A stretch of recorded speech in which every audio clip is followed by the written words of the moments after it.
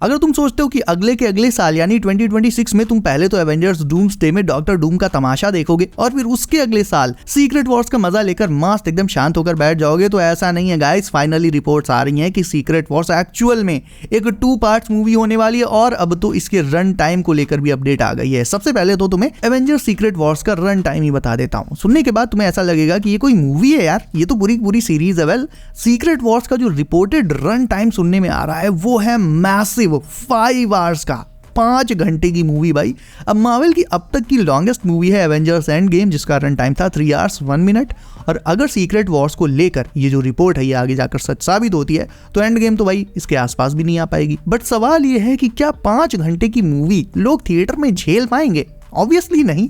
और एग्जैक्टली इसीलिए guys secret Wars 1 नहीं 2 पार्ट्स में रिलीज की जाएगी। अब यहाँ पर तुम कह सकते हो कि यार कॉमिक कॉन में तो ऑलरेडी बोला जा चुका है कि एक ही सीक्रेट वॉर्स आएगी और वो आएगी 2027 में।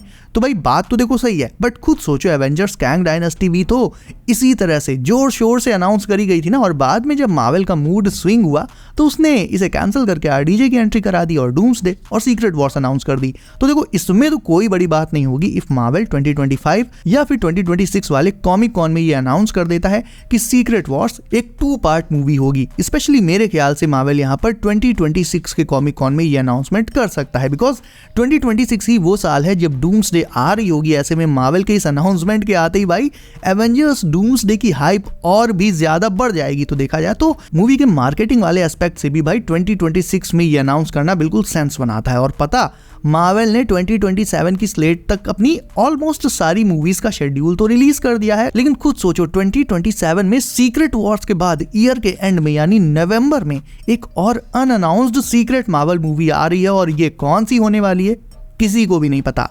क्या होगा अगर साल 2027 की शुरुआत में हमें सीक्रेट वॉर्स पार्ट 1 देखने को मिले और 2027 के नवंबर में 2027 के एंड में मार्वल इसका पार्ट 2 दिखाकर एमसीयू को रीबूट मार दे, जो कि एक परफेक्ट टाइमिंग रहेगी। साल भी खत्म हो जाएगा और नए साल से मार्वल नए रिबूटेड हीरोज की मूवीज लाना शुरू कर सकता है। सीक्रेट वॉर्स 2 पार्ट्स में आएगी, इस बात का एक प्रूफ और देता हूं। देखो इन्फिनिटी वॉर और एंड गेम इनकी शूटिंग जो है साइमल्टेनियसली हुई थी, यानी एक साथ हुई थी, यानी इन दोनों मूवीज को एक सिंगल मूवी की तरह शूट किया गया और बाद में सेपरेटली रिलीज कर दिया गया था। बट डूम्सडे और सीक्रेट वॉर्स के साथ ऐसा बिल्कुल भी नहीं है। डूम्सडे की फिल्मिंग नेक्स्ट ईयर से स्टार्ट हो जाएगी, वहीं सीक्रेट वॉर्स की फिल्मिंग एग्जैक्टली कब शुरू होगी ये अभी फिलहाल किसी को नहीं पता, क्योंकि ultimately doomsday and secret Wars के बीच एक बहुत ही बड़ा टाइम जंप होने वाला है। यानी सीक्रेट वॉर्स डूम्सडे के इवेंट्स के कई सालों बाद शुरू होगी। ऐसे में सीक्रेट वॉर्स को डूम्सडे से बिल्कुल सेपरेट फिल्म किया जाएगा, जिससे ये साबित हो जाता है कि सीक्रेट वॉर्स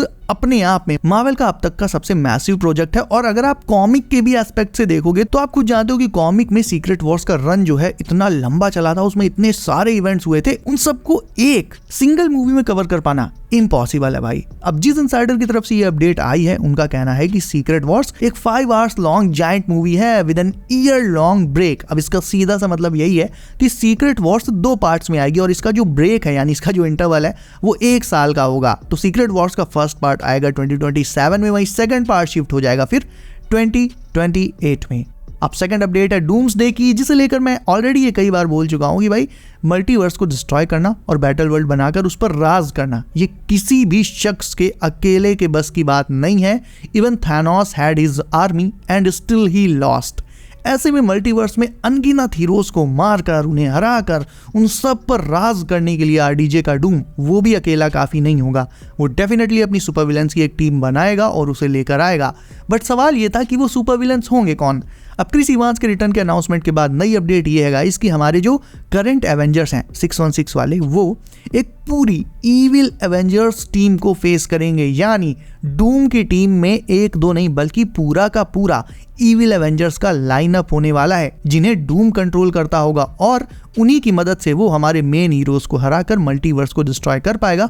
और I think Chris Evans Captain Hydra के रोल में रिटर्न मारेंगे। वहीं एना डी आर्मस जो कि एमसीयू ज्वाइन कर रही हैं, किस रोल के लिए ये अभी तो कंफर्म नहीं है, बट मैंने इस पर रिसर्च करी एंड मेरे अकॉर्डिंग ये ब्लैक विडो का इविल वर्जन प्ले कर सकती हैं। क्योंकि खुद सोचो एमसीयू में अभी एक नई ब्लैक विडो ऑलरेडी आ चुकी है, वो है हमारी येलेना बेलोवा, और मार्वल इसे थंडरबोल्ट में बहुत ही ज्यादा अच्छे से बहुत ही ज्यादा डीप सेटअप करने वाला है और बहुत बड़ा पुश देने वाला है। तो डेफिनेटली भाई भाई ब्लैक विडो के अल्टरनेट वर्जन की कोई जगह नहीं है, वो तो अब येलेना बेलोवा ही है।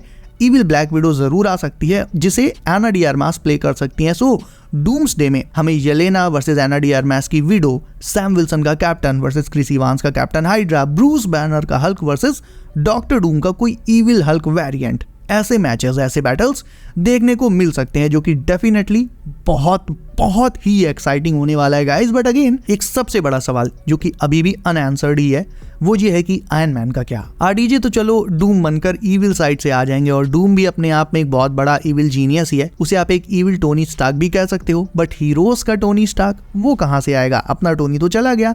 अब उम्मीद तो ये है कि फाइनली टॉम क्रूज, जिन्होंने ऑलरेडी आयरन मैन रोल के लिए ऑडिशन किया था, वो अब आयरन मैन का सूट पहन पाएंगे, या फिर जैसा कि मैं पहले भी बता चुका हूं, आरडीजे खुद भी डबल ड्यूटी कर सकते हैं। डबल ड्यूटी से मतलब डबल रोल, आरडीजे का डूम और आरडीजे का ही आयरन मैन। तो आरडीजे वर्सेस आरडीजे ये बैटल भी हमें दिख सकता है, बट इसमें शर्त ये रहेगी कि इफ आरडीजे वर्सेस आरडीजे होगा तो वो डूम्सडे में तो बिल्कुल भी नहीं होगा, क्योंकि ये कोई सेमीफाइनल लेवल का बैटल नहीं है, ये एक फाइनल लेवल मैच है, एक ऐसा बैटल जो आज तक किसी ने नहीं देखा और इसे लोग कई दशकों तक नहीं बुला पाएंगे।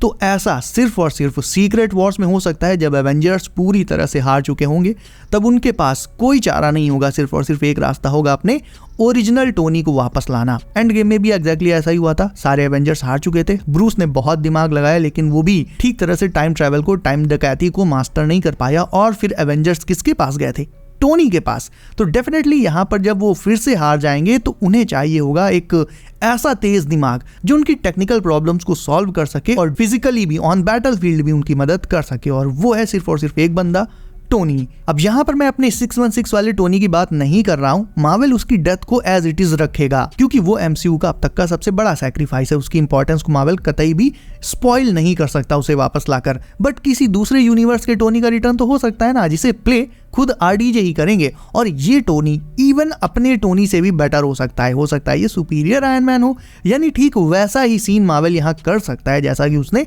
डेडपूल एंड वुल्वरीन में किया। जो लोगन मर गया था उसे मरा ही रहने दिया, उसका जो सैक्रिफाइस था वो आज भी वैसा का वैसा अनछुआ है। बट एक अल्टरनेट वुल्वरीन आया जो कि किसी दूसरे यूनिवर्स का था और पहले से भी ज्यादा बेटर और कॉमिक एक्यूरेट था, एंड अब वो आगे कंटिन्यू करेगा। तो भाई देखा जाए तो मल्टीवर्स सागा में ऐसा डेफिनेटली हो सकता है, और टू बी ऑनेस्ट अब ये मार्वल का लास्ट चांस है टोनी स्टार्क को, आरडीजे को टोनी स्टार्क के तौर पर वापस लाने का। इसके बाद एमसीयू हो जाएगा रिबूट और फिर आरडीजे वगैरह हमें कभी भी देखने को नहीं मिलेंगे। और मुझे ऐसा पर्सनली लगता है कि भाई सीक्रेट वॉर जो अब तक का मार्वल का सबसे बिगेस्ट शोडाउन होने वाला है, उसमें आयरन मैन ना हो, ऐसा भाई हो ही नहीं सकता। सो गाइस क्या लगता है आपको, सीक्रेट वॉर्स 2 पार्ट्स में आएगी और क्या आरडीजे ही आयरन मैन के रोल में वापस आएंगे या ये रोल हमारे टॉम क्रूज को दिया जा सकता है? जो भी आपके थॉट्स हैं सब कमेंट करके बताओ। इसके अलावा वीडियो अच्छी लगी हो तो इसे लाइक कर लो, चैनल को भी कर लो सब, नोटिफिकेशन कॉल पर डालना बिल्कुल मत भूलना ताकि आने वाली एमसीयू अपडेट्स आपसे कभी भी मिस ना हो। सो गाइस बी सेफ, अपना ख्याल रखिए आप। मेरा नाम है Himanshu and as always I will see you in next one.